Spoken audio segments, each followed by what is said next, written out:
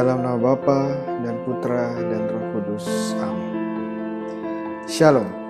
Salam sejahtera bagi kita semua. Berjumpa lagi dengan saya Romo Bayu OP dalam program kita Katekese Katolik. Semoga sahabat-sahabat sekalian dalam kondisi sehat dan diberkati oleh Tuhan. Ini adalah bagian kedua dari seri katekese kita. Perlukah kita berdoa kepada para kudus? Pada bagian pertama kita sudah menjawab pertanyaan apakah para kudus di surga sungguh mendengarkan kita dan juga apakah mereka sungguh tahu dengan kondisi kita di dunia ini. Bagi teman-teman yang belum melihat bagian pertama, bisa klik linknya di bagian deskripsi di bawah ini. Kali ini kita akan bersama-sama membahas pertanyaan kedua. Apakah kita berdoa kepada para kudus sama saja dengan menyaingi Tuhan dan bahkan memperlakukan para kudus seperti dewa-dewi sembahan lainnya? Jika kita sudah berdoa kepada Tuhan, kenapa kita masih perlu berdoa kepada para kudus? Untuk menjawab pertanyaan ini, kita perlu menjelaskan terlebih dahulu apa itu doa. Secara sederhana, doa adalah sebuah relasi dan sebuah komunikasi rohani. Katekismus Gereja Katolik mendeskripsikan doa secara sederhana sebagai relatio es oratio. Doa adalah relasi. KGK 2558. Tentunya doa sebagai sarana untuk membangun relasi pertama dan utama dengan Tuhan sendiri. Seperti relasi atau komunikasi yang reguler dan terbuka akan membangun kesatuan kita dengan sahabat kita, doa sebagai sebuah komunikasi rohani juga akan membangun kesatuan kita dengan Tuhan.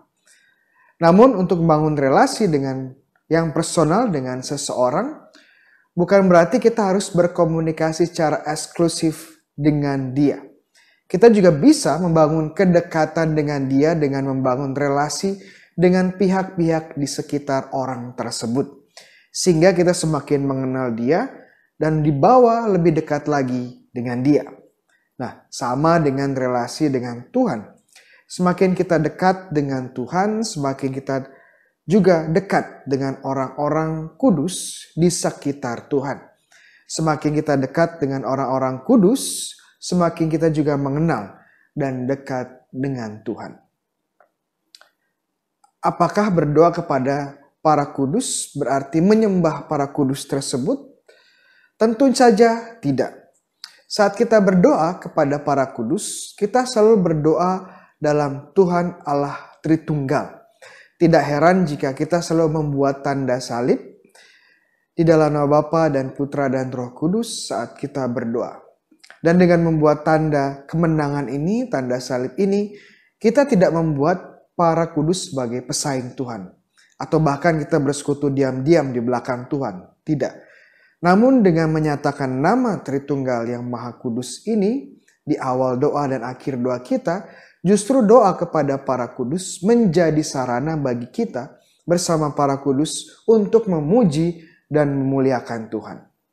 Yesus sendiri pernah berkata, sebab di mana ada 2 atau 3 orang berkumpul dalam namaku, di situ aku ada di tengah-tengah mereka. Matius 18 ayat 20. Seringkali kita juga membingungkan antara doa dan penyembahan. Kata doa dalam bahasa Yunani adalah prosekome, yang bisa diartikan berdoa, tetapi juga bisa diartikan memohon atau berharap. Di dalam bahasa Latin, berdoa adalah orare. Dan kata orare memiliki beberapa arti seperti menyembah, tetapi juga bisa diartikan sebagai memohon dan meminta. Bahkan kata Inggris to pray, jika kita telusuri, berasal dari kata Latin precare, yang berarti meminta dengan sungguh. Jadi berdoa bisa digunakan sebagai penyembahan, tetapi bisa juga dalam artian memohon atau meminta. Saat kita berdoa kepada para kudus, kita tidak menyembah mereka tentunya. Karena penyembahan itu hanya untuk Tuhan.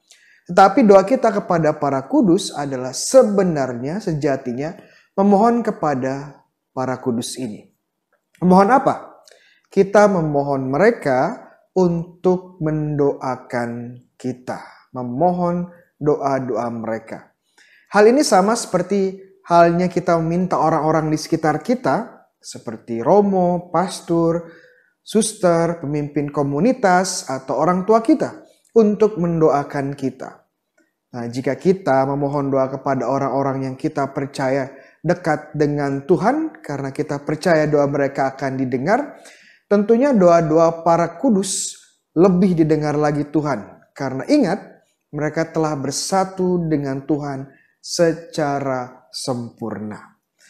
Doa menjadi sebuah penyembahan saat kita memiliki intensi menyembah Allah. Di sisi lain, jika kita belajar dengan teliti kitab suci, penyembahan Allah yang sejati terjadi saat mempersembahkan kurban bagi Allah.